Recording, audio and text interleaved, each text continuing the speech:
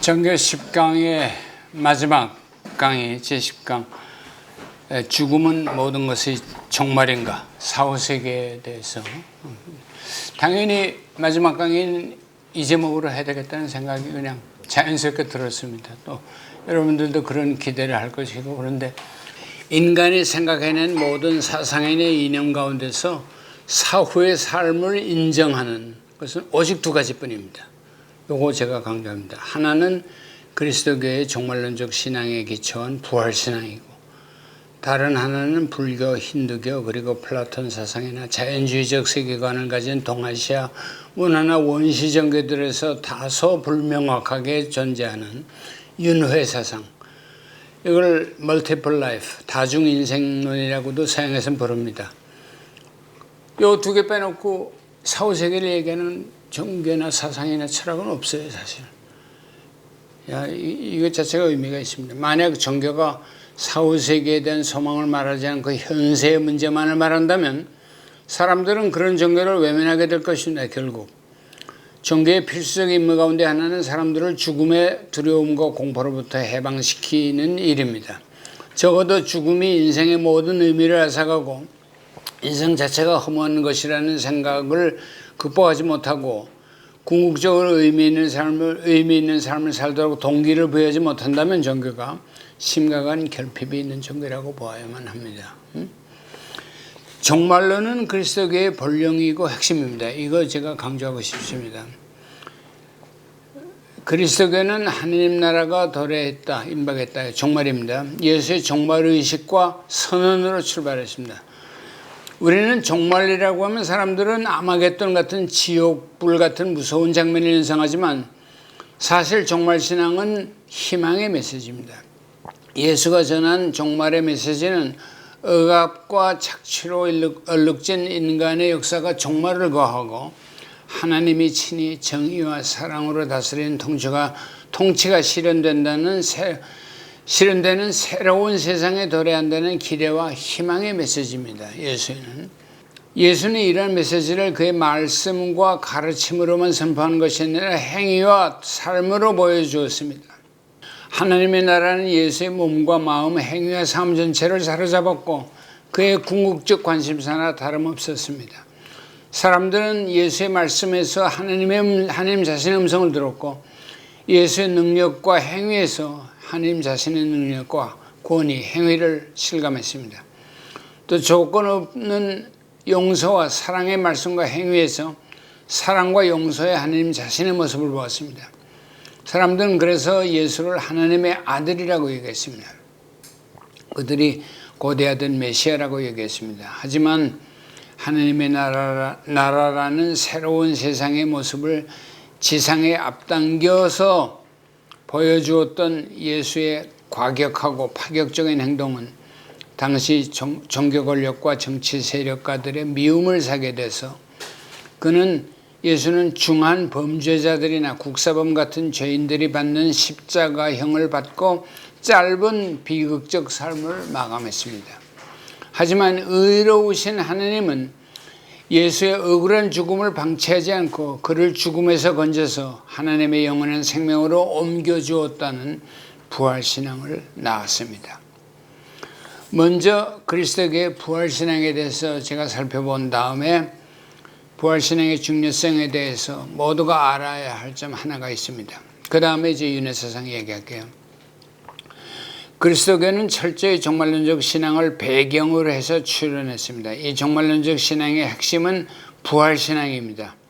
만약 부활신앙이 없었다면 예수라는 존재나 그분에 관한 이야기들은 그가 아무리 훌륭한 말을 하고 훌륭한 삶을 살았더라도 기억조차 되지도 않고 후세로 전해지지도 않았을 것입니다. 부활신앙이 없었더라면. 따라서 그리스도교라는 교회나 종교 공동체 자체가 생겨나지도 않았을 것입니다. 부활신앙에 대한 간접적이지만 가장 강력한 증거는 예수의 십자가 처형 사건 이후 그를 추모하고 따르던 제자들이 뿔뿔이 흩어져 가지고 지도자의 처절한 죽음을 보고 무서워서 뿔뿔이 도망가고 흩어졌다가 다시 예루살렘에 모임으로써 교회라는 신앙 공동체가 형성되었다는 사실은 부활신앙에 대한 간접적인 가장 강력한 증언이라고 우리가 생각하면 됩니다. 저는 그거는 의심의 여지가 없습니다. 내가 단순히 부활이라고 하지 않고 부활신앙이라는 말을 사용했다는 사실에 주목할 필요가 있습니다. 교회라는 공동체의 출현은 부활신앙이 없었다면 가능하지도 않았을 것입니다. 하지만 우리는 묻게 됩니다. 그렇다면 부활이라는 모종의 사건 없이 부활신앙이 생길 수 있었겠는가? 이런 가능성에 대해서 심리적 해석을 할 수 있다고 심리적 해석을 가하는 견해가 있습니다. 일부 신학자들을 포함해서 부활을 제자들의 마음속에 일어난 말하자면 심경의 변화 정도로 해석하는 견해입니다. 예수를 따르던 제자들과 여인들이 스승을 잊지 못하고 그리워하다가 꿈에낸 이야기 혹은 집단적 환상의 산물로 보는 견해입니다. 하지만 나는 이러한 생각은 상식에 반한다고 봅니다. 누가 자기들이 꾸며낸 이야기에 도취해서 목숨을 걸고 부활의 소식을 전하면서 온갖 고난을 무릅쓰고 살았겠는가 한번 되물어 보고 싶습니다. 여하튼 나는 오늘 이 강의에서 누구도 직접 목격한 일이 없었던 부활 사건에 대해서 목격했다고 하는 것이 그렇게 장당은 아니에요. 마치 제가 예를 들어 UFO를 누가 봤다고 그런다고 뭐 있습니까? 그건 그 사람이 본 거고 착각일 수가 있죠. 목격했다는 것이 장당은 아닌데 그런 부활 사건에 대해서 논할 생각은 없고 논할 수도 없습니다. 아무도 목격한 일이 없으니까. 다만 부활 신앙이 존재했다는 사실만은 분명합니다. 저는 부활 신앙 없이는 그리스도교라는 교회가 그리스도교라는 종교가 존재하지 않았을 거. 2000년의 역사는 허구, 환상에 기초한 역사가 되는 것입니다. 나는 이게 상식에 반한다고 생각해요. 부활신앙에 대한 올바른 이해를 위해서는 우리는 우선 부활이 죽었던 사람이 일시적으로 되살아난다는 소생, 영어로 resuscitation입니다. 그거는 다릅니다. 지금 가끔 심장마비 걸린 사람을 위해서 이거 펌프질해서 소생시킨다고 그러죠. 그렇게 해서 살아나도 그 사람은 또 죽어요. 부활은 그게 아니에요. 하나님의 영원한 생명으로 옮겨졌다는 거는데 이게 추상적이지만 중요한 구별입니다. Physical resuscitation을 얘기하는 거예요. resuscitation은 일시적인 거예요. 근데 마치 자다가 벌떡 일어난 것처럼 그렇게 생각하면 잘못된 생각입니다. 하나님의 영원한 생명, 영생, eternal life에 참여하는 일이라는 것을 인식할 필요가 있습니다. 다음으로 우리는 그리스도교 신앙이 믿는 영생은 그리스 사상, 특히 플라톤주의에서 말하는 영혼의 불멸성 개념과는 무관하다는 것인데 많은 사람들이 육체는 죽지만 우리의 영혼을 푸시케라고 합니다. 사이콜로지 할 때 푸시케. 우리 푸시케는 영원하다. 그럼 플라톤 사상은 될지언정 기독교 부활신앙하고는 무관한데 이것이 들어와서 좀 짬뽕이 된 건 사실이에요. 그런데 흔히 그렇게 생각하죠. 우리 영혼은 하늘나라를 직행해서 어디서 지금 복을 누리고 있을 것이다. 그거는 부활사상이 아닙니다. 제가 이제 말씀드릴게요. 영혼의 불멸성 개념과는 무관합니다. 영생은 인간에 대한 속성, 인간학적인 개념이 아니에요. 부활은, 영생은. 인간의 무슨 영혼이 불멸한다는 그런 거하고 아무 관계 없습니다. 하나님의 능력의 선물이고 은총입니다. 부활신앙에 대한 가장 오래된 증언은 뭔지 아세요? 신약성서 고린도전서 15장입니다. 복음서가 아니에요. 부활을 얘기하려면 복음서를 얘기하지만 복음서에는 꾸며낸 얘기들이 많아요. 어떤 거는 안 꾸며낸 얘기인데 이따가 제가 좀 말씀드릴게요. 고린도전서 15장에 있는 바울 사도의 증언은 한 챕터 전체가 부활에 대한 강력한 논증을 하고 있습니다. 자기 나름대로. 이 바울 사도의 증언에 따르면 부활하는 몸은 지상의 삶을 살았던 썩어질 몸, 부패할 몸, 즉 물리적인 몸, physical body, 헬라어 용어는 본문은 soma physical입니다. physical body예요. soma라는 말은 신약성서에서 사락스하고 구별해요. 사락스는 아주 나쁜 뜻이에요. 몸도 사락스인데 어떤 때는 몸이 모든 정욕과 모든 욕심의 원천이라는 생각에서 사락스를 죄악의 일단 죄악의 힘이야 같은 거예요. 소마는 중립적인 거예요. 몸 자체가 나쁘다는 생각은 없어요. 사락스는 나쁜 거예요. 사락스의 반대가 뭔지 아세요? 푸시케, 소울, 영혼인데 이때 영은 푸시케 아니 푸누마, 푸시케가 아니라 푸누마예요. 푸누마하고 푸시케하고는 달라요. 아까 영혼의 불멸성. 그때 영혼은 푸시케예요. 사이콜로지 할 때 푸시케. 그러니까 네 말이 있습니다. 사락스하고 바울의 사실을 잘 읽어보면 영혼, 육에 따라 사는 사람, 육이라고 그랬어요. 육이라고 그럴 땐 사락스를 번역한 겁니다. 영어로 플래시라고 그랬는데 사실 플래시가 바디, 살 그런 뜻은 있는 거죠. 그렇지만 좀 나쁜 뜻은 죄악의 몸을 얘기합니다. 사락스. 소마, 그 다음에 소마의 반대는 푸시케, 그렇죠? 소마하고 푸시케가 데카르트에 오게 되면 생각하는 실체, 연장을 가진 실체, res cogitans, res extensa 그래서 bind, body and mind가 되는 겁니다. 마인드가 됩니다. 마인드가 좋은 겁니까? 마인드가 온갖 나쁜 짓도 해, 온갖 선한 짓도 하니까 마인드는 푸누마가 아니에요. 하느님의 영, 거룩한 영, 하느님의 영은 그리스도의 영이고 하느님의 영이고 부활의 영이라는 말이 나오는데 요걸 사람들이 잘 주목을 안 해. 부활의 영이라는 말이 몇 번 나옵니다. 바울의 서신에. 부활할 때는 하나님의 영으로 이거는 resuscitation이 아니라 resurrected 된 거예요. 이거의 먼 구약성서 배경은 에스겔서에 에스겔이 환상 가운데서 뜰에 널려진 뼈다귀들이 시체들이 바람에 살아나는 부활하는 환상을 봤거든요. 에스겔서를 보면 있습니다. 그거에 해당하는 거예요. 그러니까 푸누마는 원래 윈드, 바람이라는 뜻이에요. 그 바람이 어느 방향으로 부르는지 요한복음에도 그런 말이 나오죠. 푸누마는 스피릿, 그러니까 이걸 스피릿이라고 번역하는데 소문자 스피릿하고 대문자 스피릿하고 구별해야 돼요. 엄격히 말하면. 이 얘기를 지금 분명히 여러분들이 확실하게 아셔야 돼요, 이번에. 인간의 존재 양식을 바울에 의하면 육에 따라 사느냐, 죄의 몸의 죄에 따라 사느냐, 아니면 하느님의 영에 따라 사느냐로 나눕니다. 그리스 말로 카타타, 푸누마, 카타타, 사락스, 소마. 두 가지의 사람이에요. 그러면 소마하고 푸시게는 그 자체가 좋다는 것도 아니고 나쁘다는 것도 아니고 그는 뉴트럴한 거예요. 반면에 사락스하고 푸누마는 나쁜 거예요. 하나는 나쁜 거고 하나는 좋은 거예요. 지금 세상에 나쁜 짓 하는 게 전부 우리 마인드가 나쁜 짓 하지 무슨 소마가 우리 바디가 나쁜 짓 합니까? 에? 그렇잖아요. 그걸 그러니까 바디 이거 보세요. 데카르트적인 사고가 바디 앤 마인드로 돼 있죠. 모든 우주도 매터 앤 스피릿으로 돼 있어요. 매터 물질, 스피릿. 그걸 스피릿이라고 그래요. 그런데 그걸 할 수 없어요. 그런데 그 스피릿은 푸누마 하느님의 영하고는 관계없는 거예요. 이거 꼭 구별하셔야 돼요.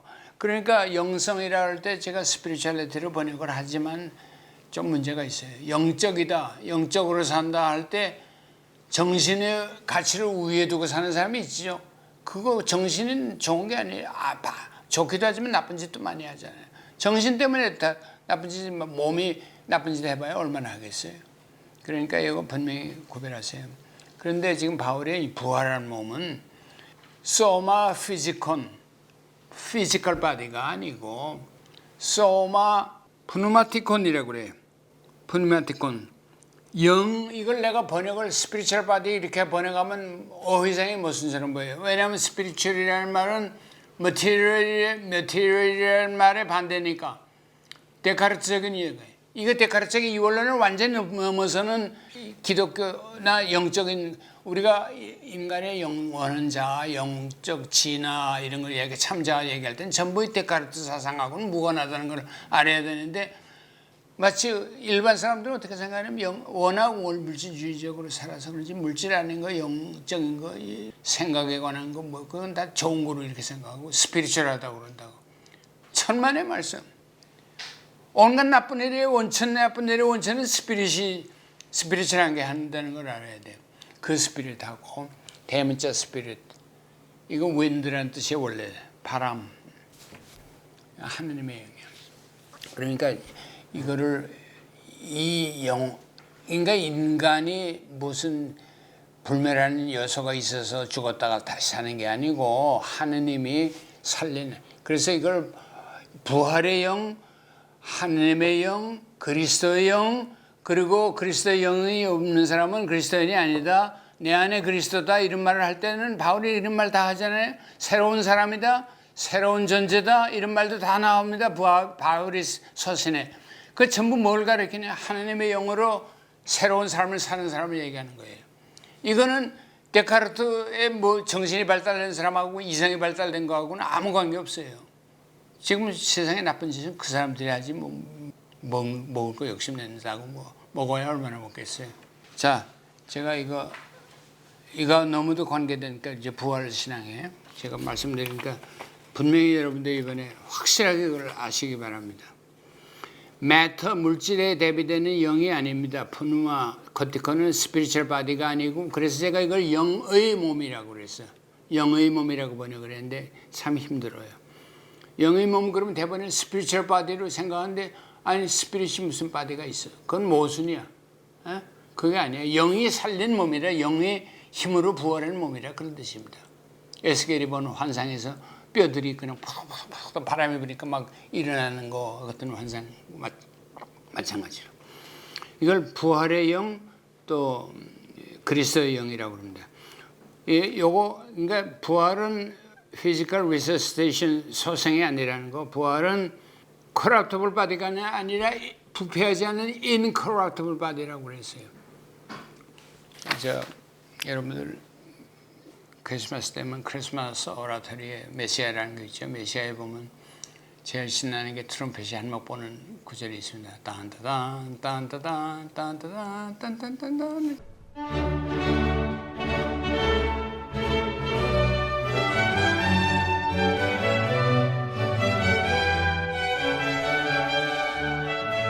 그 트럼펫 솔로가 나오죠.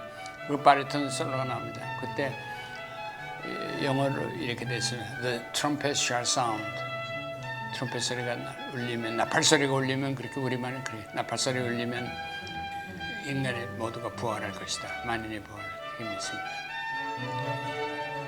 We shall be transformed. 우리가 변화를 받아서 physical body가 아니라 physical body가 무덤에 들어가서 몇 년이면 다 썩어 없어지는데 뭐 그런 게 아니라 incorruptible body로 부활할 것이다.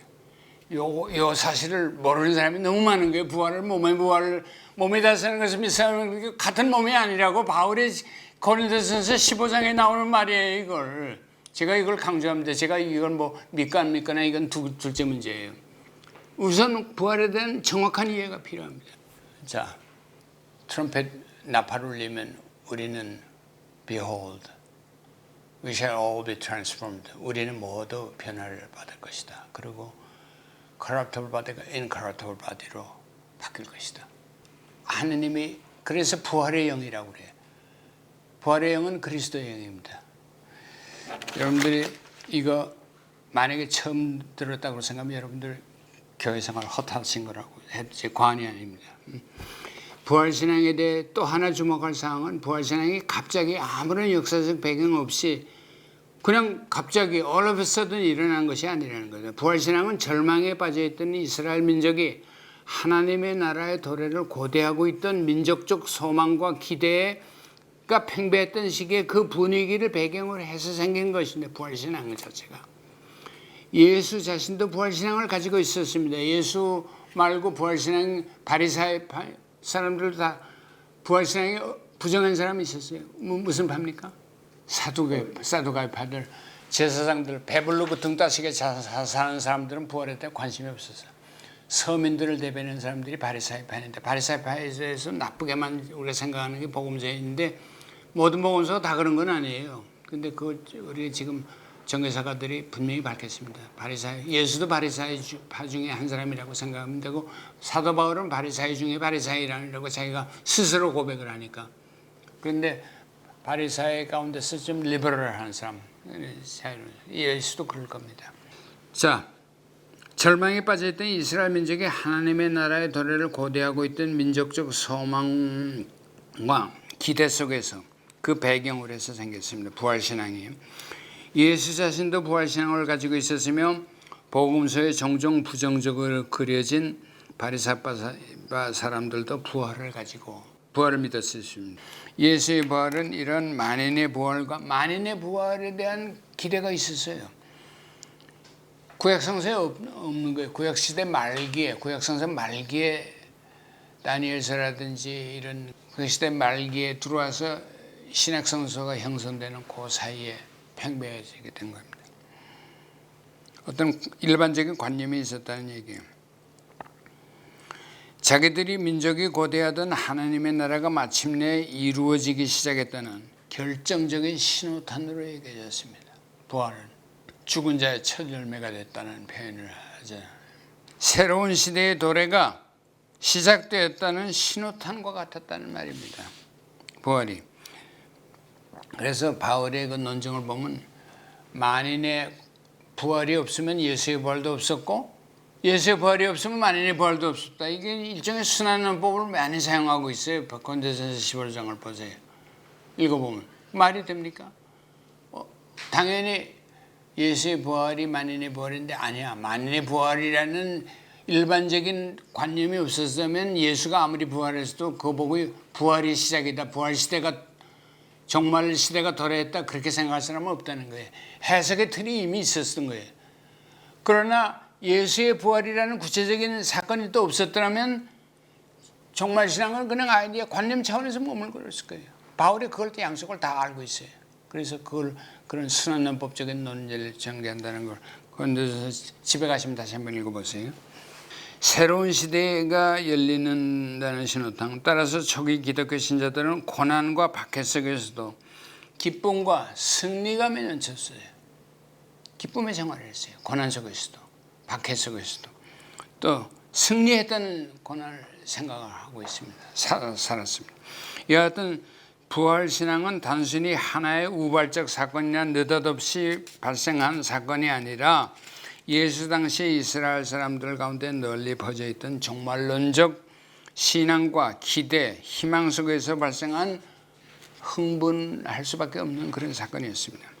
예수의 부활은 이스라엘 민중의 종말론적 기대와 희망이 팽배했던 사회적 분위기와 정치적 상황 속에서 일어나는 사건이었습니다. 이러한 역사적 배경, 즉 민중의 종말론적 신앙의 희망을 도외시하고는 부활신앙에 도외시하면 부활신앙에 대한 올바른 이해를 할 수가 없습니다. 특히 아까 얘기한 바울의 순환론법을 이해할 수가 없어요. 만인의 부활이 없으면 예수의 부활이 없었을 것이다. 이거 다성동하지 않습니까? 또 예수의 부활이 없으면 만인의 부활이 없을 것이다 이렇게 얘기하는 거 그거는 좀 이해가 돼요. 만인의 부활이 없으면 예수의 부활이 없다. 아이디어가 부활이라는 관념이 예수 개인에 일어난 부활보다도 더 먼저라는 얘기인데 그 역사적 사실입니다. 근데 두 개가 분리할 수 없도록 같이 가는 거예요. 그러니까 어떤 사건이 일어날 때 그 사건에 대한 해석과 사건의 의미가 더 중요한 게 어떻게 보면 그 사건 자체가 중요하기도 하지 부활. 제가 지금 부활 신앙과 부활 사건을 구별하는 이유도 그겁니다. 그러나 부활 사건이 있다고 무조건 우기는 게 장담은 아니에요. 부활 사건이 일어나게 된 배경이 있다는 거. 그 배경 속에서 부활 사건이 엄청난 의미가 부여된 겁니다. 만인의 부활을 예고하는 거니까 이건. 우리에게도 관계 있는 거야. 2000년 전에 예수가 혼자서 부활했다면 so what? 아무리 그것이 사건이라 할지라도 나하고는 지금 무관할 거 아니에요. 여러분들의 영생하고는 아무 관계 없어요. 2000년 전에 한 사람에게 일어났다면. 그렇잖아요? 그러나 수많은 민족적인 기대 속에서 사건이 일어났다는 것이 종말론적 사건으로서의 의미를 가진 것입니다. 그 종말론적 신앙은 우리도 공유하는 신앙이에요. 하나님 나라를 사랑하고 동경하는 새로운 삶을 지금 우리가 살고 있는 거 아닙니까? 부패한 썩어질 역사, 부패한 썩어질 우리 몸은 다 죽어버릴 없어질 것이지만 하나님께서 우리를 새로운 몸으로 살려줄 것이라는 게 부활신앙입니다. 나는 부활을 사건이라고 했지만 부활 사건 자체가 구체적으로 어떻게 일어나는지는 누구도 모릅니다. 예수의 부활을 직접 목격한 사람은 아무도 없습니다. 우리는 다만 부활 신앙이 없었다면 예수가 전개했던 하나님 나라 운동과 그 자신이 잊혀져 버린 존재가 되었을 가능성이 매우 큽니다. 부활신앙이 없었다면 예수의 하늘 아버지에 대한 신앙과 하나님나라 운동은 허망하게 끝나버렸을 거고 예수의 하나님나라 운동을 계승할 교회도 출현하지 못했을 것이라는데 이해가 있을 수 없습니다. 하지만 나는 예수의 부활을 스승을 간절히 사모하던 제자들의 마음에 일어난 심적 변화, 그래서 복음서에 나오는 많은 그 부활에 관한 이야기들이 누군가가 꾸며낸 이야기라는 심리적 변화의 산물이라고, 상상의 산물이다 혹은 환상의 산물이다 이런 데는 동의할 수가 없습니다. 만약에 그걸 믿는다면 차라리 부활신앙을 안 믿으면 안 믿었지 기독교가 그렇게 시작된 종교다 2000년 동안. 여러분이 정말 그렇게 생각한다면 지금 보따리 싸는 거죠. 부활신앙이 일종의 집단 환상이나 희망사항뿐이라면 2000년 전통을 가진 그리스도가 이런 집단 환상에 기초한다는 말이 되는데 상식에 반한다고 저는 생각합니다. 부활에 대한 이런 식의 심리적 해석 말고 이와 유사하지만 상당한 차이가 있는 또 한 가지 선택이 있습니다. 이건 제 자신의 견해이기도 하지만 조심스럽게 말씀드립니다. 영적 부활의 개념인데, 영적이라는 말은 소문자 스피리추얼 영적 부활이 아니라 바울 자신이 뭐라고 그랬어요? 부활의 몸은 소마 푸누마티콘, 성령의 몸, 영의 몸인데 영적 부활의 의미입니다. 사후에 예수의 몸에 일어난 사건이 무엇이든 간에 부활은 지금 여기서 here and now 우리가 경험하는 영적 경험이라는 생각입니다. 영생은 말하자면 우리가 그리스도의 영, 바울 사도가 부활의 영이라고 부르는 그리스도의 영으로 새로워진 삶 자체라는 말입니다. 마치 요한복음에 나오는 니고데모의 이야기처럼 성령으로 거듭난 삶입니다. 사실 바울 사도가 영의 몸이라고 말했을 경우와도 유사합니다. 이때 영은 푸누마지, 결코 물질, 매터와 대비되는 스피릿이라는 소문자 스피릿이 아니라는 걸 제가 누누이 강조합니다. 예? 무슨 말인지 아시죠? 데카르트 사고는 버려야 돼요. 여기요. 영의 몸. 아마도 이러한 부활에 대한 영적 이해가 오늘날 많은 진보적 성향의 현대 신학자들이 가지고 있는 부활과 영생에 대한 생각이 아닐까 생각합니다. 저도 그 중에 한 사람입니다. 부활과 영생은 예수의 삶과 가르침을 만나는 것 자체가 벌써 부활과 영생이에요. 예수의 삶을 정말로 만났으면 변화될 수밖에 없어요. 그 변화 안 되면 예수 만난 거 아니에요. 헛만난 거예요. 많은 우리나라의 기독교인들이 예수 타령을 많이 하지만 정말 예수를 만나서 그 사람의 삶이 변화됐는지 I doubt. 저 의심이. 이게 문제예요. 이게. 예수는 그냥 이 세상에 죽기 위해서 오셔서 우리 죄를 살아가기 위해서. 그것만 앵무새처럼 반복하지 예수를 만난 것의 결과가 새로운 존재가 영적 부활을 했다는 이런 사인은 하나도 안 보여요. 예? 이게 문제예요. 예. 자, 보세요. 부활과 영생은 예수의 삶과 가르침을 만남으로 인해서 초래된 새로운 삶, 변화된 삶입니다. 예수와의 대면이 곧 부활입니다. 예수를 만나 변화된 삶을 사는 제자들이나 여인들이 경험한 새로운 삶 자체가 부활이고 영생입니다. 그들은 스승의 사역이 허무하게 죽음으로 끝난 것이 아니라 영원하신 하나님의 품에 안겨서 하늘 아버지의 품에 안겨서 영생을 누리고 계시는 살아계신 주님이라고 믿었습니다. 이러한 믿음을 바탕으로 해서 그들은 고난 속에서도 바울 사도처럼 날마다 승리하는 기쁨의 삶을 살 수 있고 날마다 죽지만 날마다 승리하고 날마다 새로운 삶을 산다고 그랬어요. 바울이. 근데 바울은 정말 예수의 몸의 부활, 영적 부활을 영의 몸으로 부활한다는 것도 믿었지만 현세에서 그 삶 자체가 영생과 영적 부활의 삶을 보여주시는 거예요. 부활을 here and now 보여주시는 분이에요. 바울의 서신 읽으면 그거를 우리가 의심할 수가 없어요. 예? 그냥 단순히 그렇게 보세요. 만약 부활과 영생의 예를 가진다면 굳이 구체적 사건들로 구성된 이런저런 사실적인 성격을 뗀 부활 이야기들 복음서에 많죠. 가령 빈 무덤 이야기라든지 이런 것을 누군가가 꾸며냈을 가능성도 굳이 부정하거나 배제할 필요가 없어요. 뭐 아마 조금 새로운 삶에 대한 확신이 부족한 사람들, 지금 현재의 부활과 영생을 믿지 못하는 사람들을 위해서 예수의 제자들이나 여인들이 꾸며낼 수도 있고 or somebody else, 또 다른 사람이 꾸며낼 수도 있습니다. 그걸 뭐 부정할 필요 없어요. 저는 그렇게 생각합니다. 예? 그런데 무조건 의심하시면 안 됩니다. 부활 복음서에 나오는, 이따가 제가 예를 들게요. 말하자면 내 안에 그리스도에 대한 믿음이 약한 사람들, Christ within me, 내 안에 그리스도라는 말이 바울이 좋아하는 표현인데 불자들도 굉장히 좋아하고 모든 영적인 종교를 사모하는, 영적 자아를 사모하는 모든 세계 사람들이 좋아하는 게 Christ within me, 내 안에 그리스도입니다. 뭐 내 안에 그리스도가 무슨 뭐 육체로서의 그리스도가 아니지 않습니까? 영의 그리스도입니다. 그런 약한 신앙을 가진 사람들을, 영적 부활에 대한 확신이 약한 사람들을 위해서 꾸며낸 이야기일 가능성을 굳이 배제할 필요는 없습니다. 그럴 수도 있어요. 이런 시각에서는 부활은 하느님의 세계 창조에 해당하는 뉴 크리에이션입니다. 이 말은 바울이 또 쓴 말이에요. 예수는 두 번째 아담이에요. 세컨 아담이에요. 새로운 뉴 크리에이션입니다.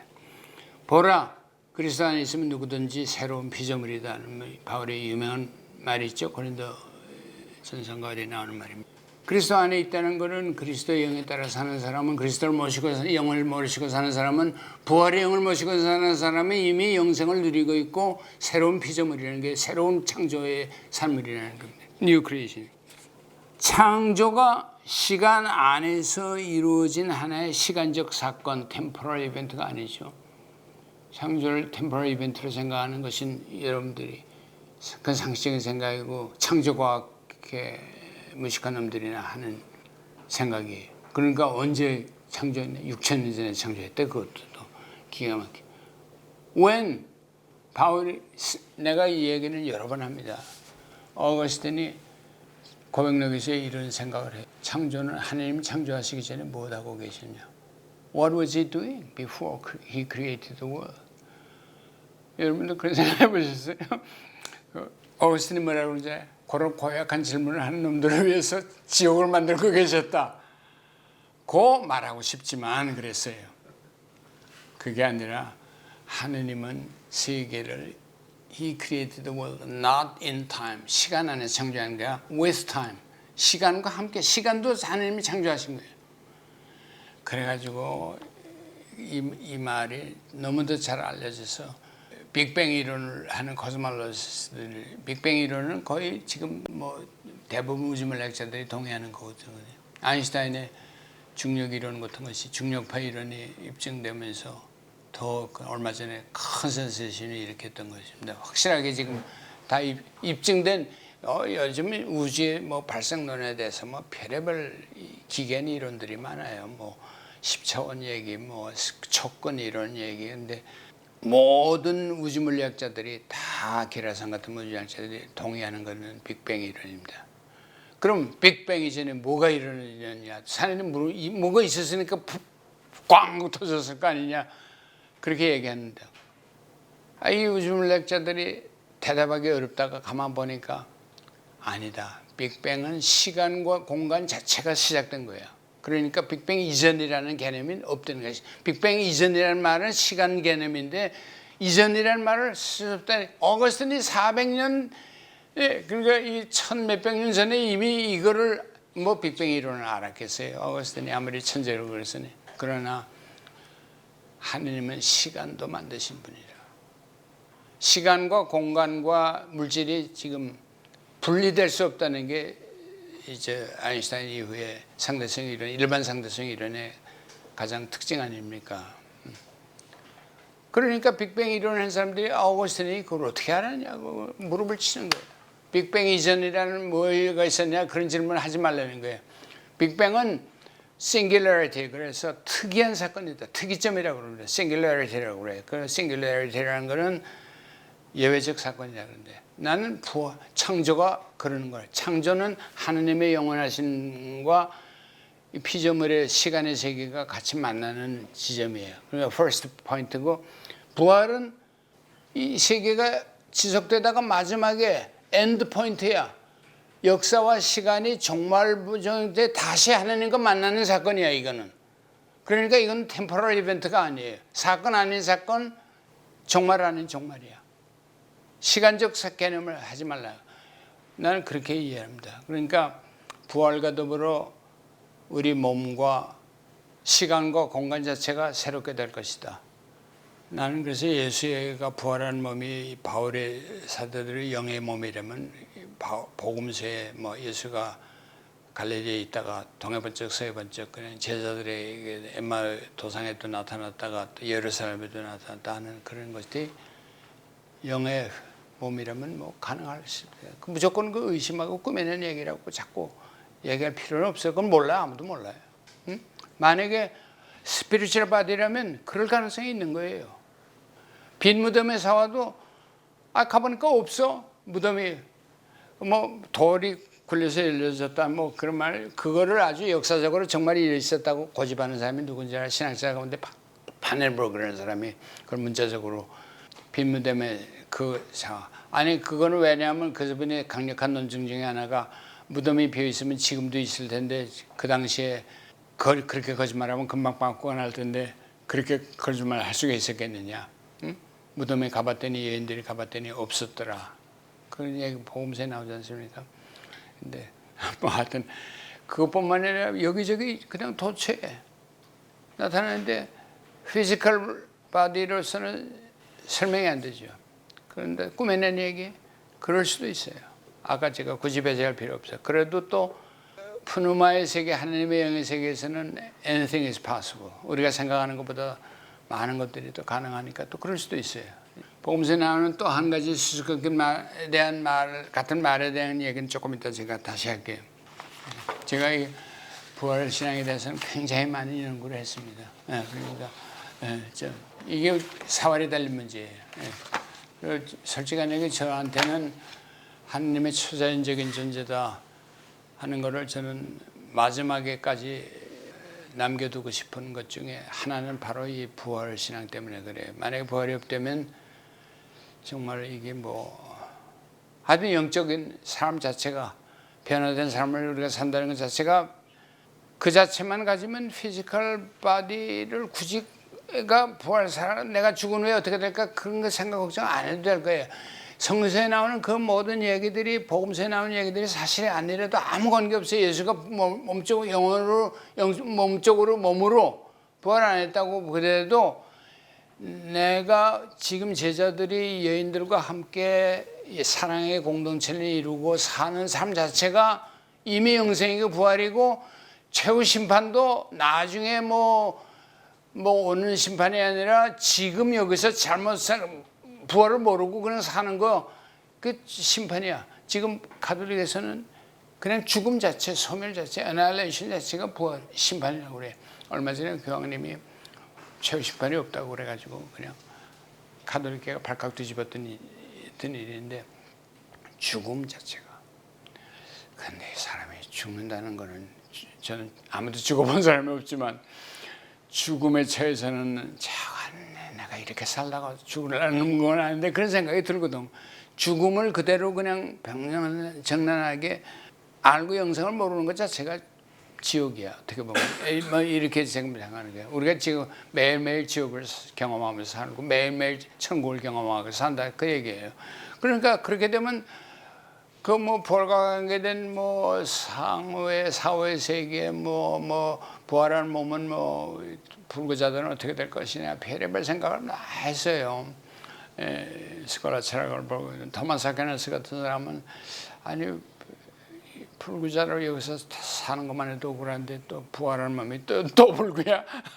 그 불구는 아닐 거다. 그럼 나이 많은 늙고 힘든 사람의 몸이냐 그것도 아닐 거고 30세를 예수가 30세까지 사셨으니까 30세의 몸일 것이다. 그런 생각까지 했어요.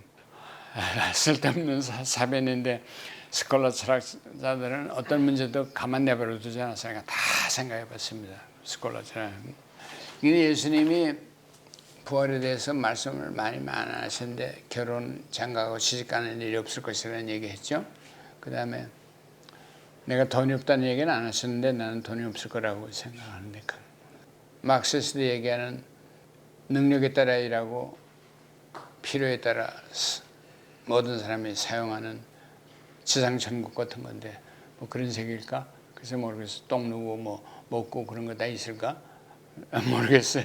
아까 얘기했는데 집안 단체가 있을까? 그것도 모르겠는데 어쨌든 간에 이런 그 사후천국에 대한 생각을 하는데, 사후천국이 우리 현생을 너무 닮아도 달아요. 너무 닮으면 어떻게 됩니까? 그 있으나마나 천국이 되고 영원한 지옥이 될 거예요.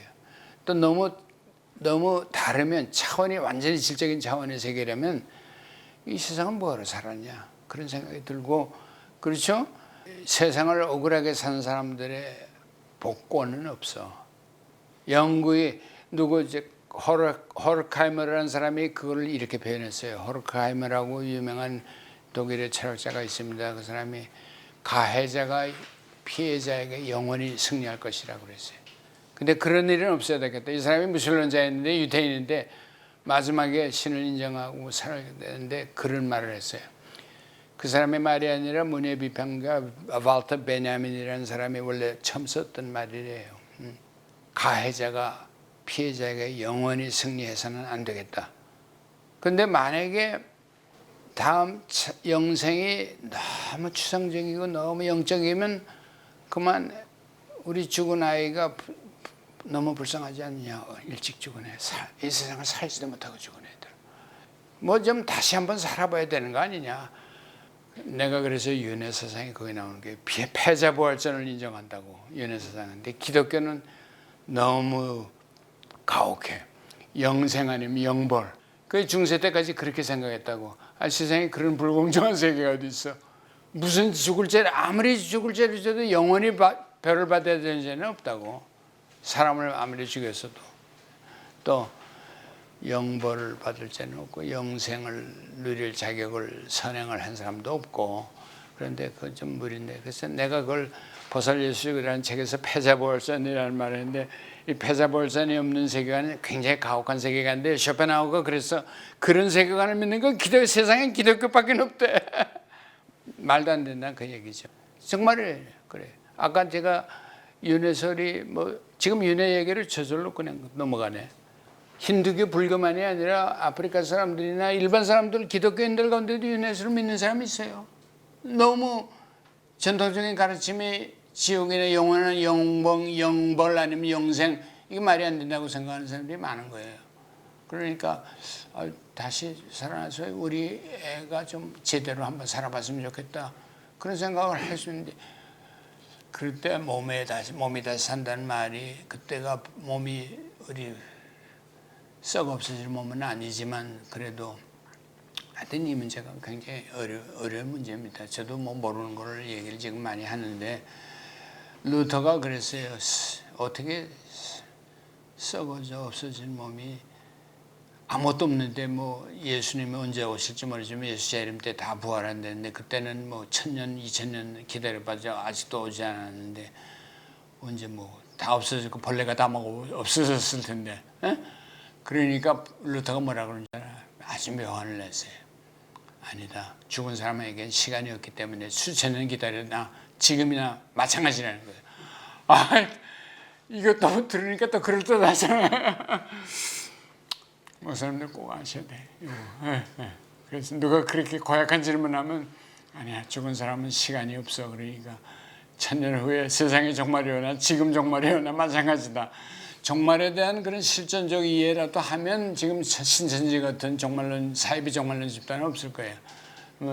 언제 맨날 몇 시에 온다든지, 다미선교회 같은 자원 윤회설인데, 윤회설 얘기는 지금 나왔으니까 해요. 근데 윤회에 대한 불교의 이해를 잘못 오해하는 사람들이 많아요. 우선 불교는 윤회설을 가르치지 않는다고 생각하는 사람이 누가 그런 얘기를 했는지, 하여튼 완전히 잘못된 인포메이션을, 제가 서강대에서 불교 가르치는데도 애들이 그런 질문을 하는 애들이 있어. 도대체 누가 그딴 말도 안 되는 거짓말을 하고 다니는지 모르는데, 불교는 윤회설을 전제로 하지 않으면 이해가 안 되는 종교라고. 해탈이라는 게 뭡니까? 해탈은 윤회 세계에서 벗어난다는 뜻인데, 근데 윤회설은 영어로 말하면 너 진실 참이라고 믿기에는 너무 좋아. 모두 와가 완벽하다는 게 자업자득이니까 완벽한, 왜 이 세상에 악한 사람이 벌을 받느냐, 악한 사람이 고통을 당하느냐, 이런 변실론의 고전적인 문제가 제기가 안 된다고. 완벽한 정의가 이루어진다는 얘기야. 나는 그래서 믿지 못해, 윤회설을. 그렇죠. 영어로 too good, 너무 좋아. to be true, 사실이라고 믿기에는 너무 좋아. 모든 게 언제나 완벽한 거야.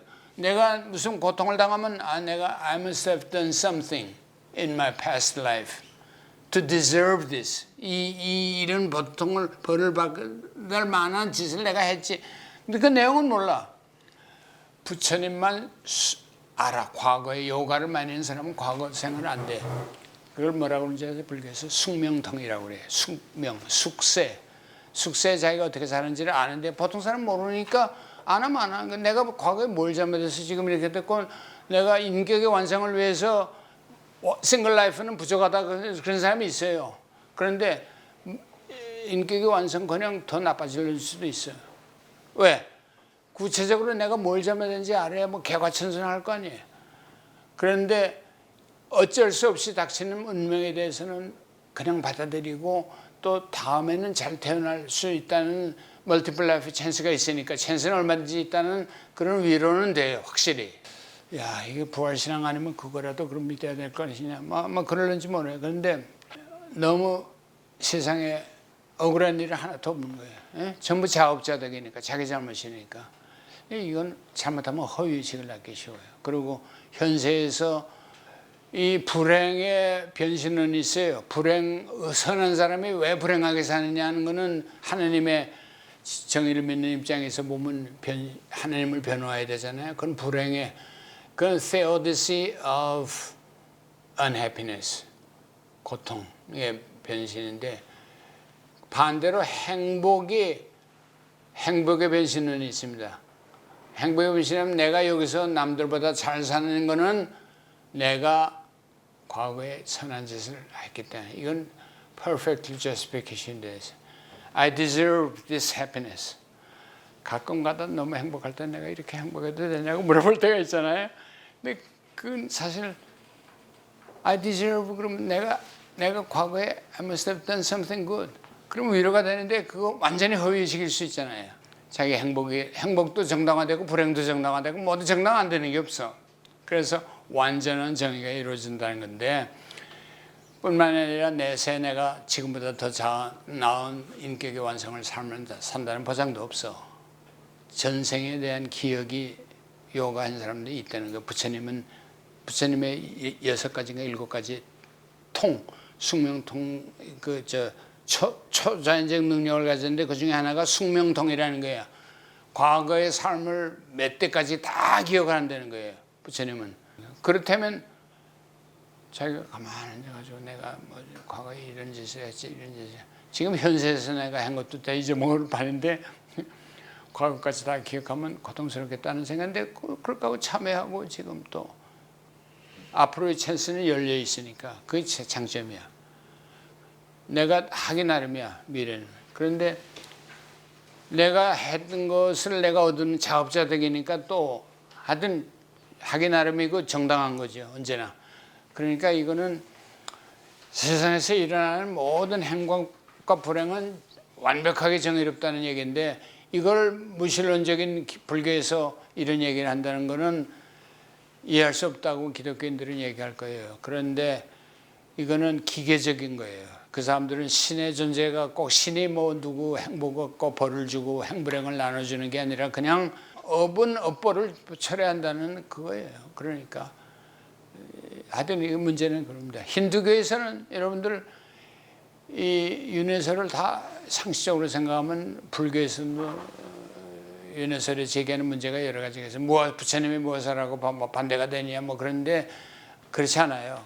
그냥 업을 지면 그냥 벌을 받는다요. 또 힌두교에서는 업의 주체가 영원한 아트만이 있다 그러니까 된다. 그런데 그것도 사실이 아니에요. 업을 짓고 업윤회하는 사람은 아트만은 운이는 아니에요. 아트만은 나지도 않고 태어나지도 않고 죽지도 않아요. 유니버설 세계, 나의 자아, 너의 자아가 아니고 우주의 자아예요, 아트만은. 그런데 그런 게 무슨 윤회사랑 아무 관계 없어요. 윤회하는 주체는 뭐냐면 쑥스마샬이라고 해서 세신이야. 나의 감각기관, 내 현생에서 살았던 흔적, 이런 것들이 다 합쳐가지고 윤회를 하는 거예요. 흐름을 형성해서 흐름을 그치지 않는 거예요. 그건 불교의 윤회사랑 비슷해요. 근데 불교에서는 또 내가 얘기한 건 서승불교 얘기고 대승불교에서는 또 달라요. 열애상 사상, 불상 사상으로 오면 또 달라요. 그러니까 이게 제가 이런 얘기를 조금 설명하려고 하는데 그건 그 정도로 하고 윤회설이 상식적으로 생각하는 거하고 많이 다르다는 건 아세요. 적어도 아트만과 브라만이 버마일려 사상이 저는 세계 최고의 사상이라고 감히 얘기하지만 버마일려 사상하고는 다르다는 거고 버마일려 사상이 윤회설이 아니에요. 아트만이 윤회하는 게 아니라고 그냥 우리 몸인데 우리 거칠은 몸은 그냥 죽어. 세신이 따로 있다고 쑥스마샤리라라고 그래요. 세신이 따로 있는데 그 세신이 윤회하는 거예요. 불교에서 말하면 저 유식 사상에 오게 되면 아라야 위기나나 있잖아요. 아라야식을 인정하게 된 것도 윤회의 주체를 설명하려고 보니까 그런 거예요. 불교에서는 일반적으로 말해서 의식이 끊겨서 없는 것 같지만 사실은 의식을 연결돼서 다음 세로 이어진다고 생각을 합니다. 근데 그거를 경험적으로 완전히 의식도 죽어버리는 것 같으니까 나중에는 아르야식이라고 그러죠. 무의식적인 의식이 있다는 거예요. 그거는 계속 한다는 거예요. 그게 윤회의 주체예요. 그런데 이렇게 복잡해. 그래서 이걸 다 설명할 수가 없어요, 제가. 그런데 하여튼 이렇습니다. 근데 이 부활에 대한 얘기만 다시 한번 얘기할게요. 제일 중요한 거 하나 남았습니다. 바울은 날마다 죽고 날마다 다시 사는 경험을 하면서 합니다. 저는 이것이면 족하다 하는 생각입니다. 최후 심판이라는 것도 굳이 먼 미래를 기다릴 필요 없이 지금 여기서 경험하는 지옥이고 천국입니다. 요한복음에 이런 게 강해요. 요한복음. 육체적 부활, 예수의 재림, 심판, 종말, 휴거 이런 것들은 먼 훗날의 얘기가 아니라 지금 여기서 이루어지고 있는 삶의 경험이라고 생각하는 입장을 취하는데 아마도 이것이 예수께서 마르다에게 하신 수수께끼 같은 말, 요한복음에 나오는 말입니다. 뭐라고 그러는지 아세요? 나는 부활이여 생명이니 나를 믿는 사람은 죽어도 살고 살아서 믿는 사람은 영원히 죽지 않을 것이다. 이거 어떻게 이해하세요, 여러분들? 수수께끼 같은 말이라고 그랬어요. 나는 부활이여 생명이니 나를 믿는 사람은 죽어도 살고, 그러니까 사후에도 부활하겠다. 살아서 믿는 사람이 영원히 죽지 않을 것이다. 요거 해석하기가 어려워요. 그리고 앞에 거하고 무슨 되는 거겠죠? 저는 이것을 몸의 부활과 내가 조그맣게 영적 부활, 영생을 둘을 가리키는데 굳이 날더러 누군가가 둘 중에 하나를 선택하라고 그러면 저는 마지막에 영원히 죽지 않을 것이다. 영생은 지금 우리가 경험하는 새로운 삶이다. 새로운 창조다. 그걸 선택할 겁니다. 개인적으로. 그러나 이것도 일종의 심리적 해석에 가까워요. 그렇기 때문에 부활 사건을 중심으로 치중을 한다면 바울의 증언도 무시할 수가 없어요.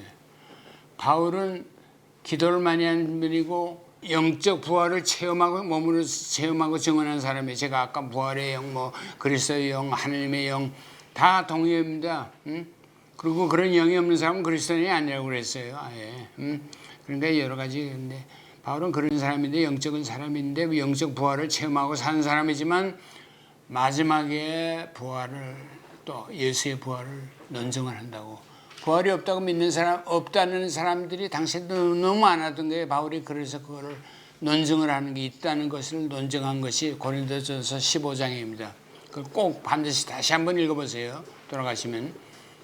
그런데 바울은 둘 다 믿었다고 나는 생각해요.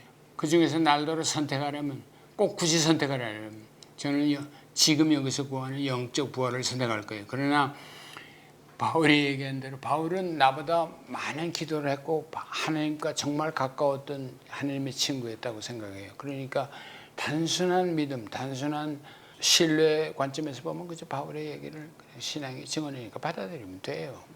나는 그런 정도의 신앙은 있어요.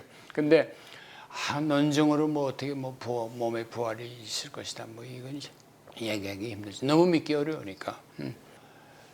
열반은 말입니다. 윤회의 세계가 아니에요. 윤회를 극복한 세계니까 열반은 진짜 너무 고상한 사후예요. 부처님 불교에서는 열반은 있지만 열반에 들어가는 사람은 없다고 그랬어요. 이거 참 기가 막힌 얘기예요. 내가 열반에 들어간다 이렇게 생각하는 건 나라는 어떤 개체가 끝까지 무슨 영생을 누린다 이거는 잘못인데 우리는 몸이 다시 사는 것을 믿사하며 기독교는 그러지 않습니까?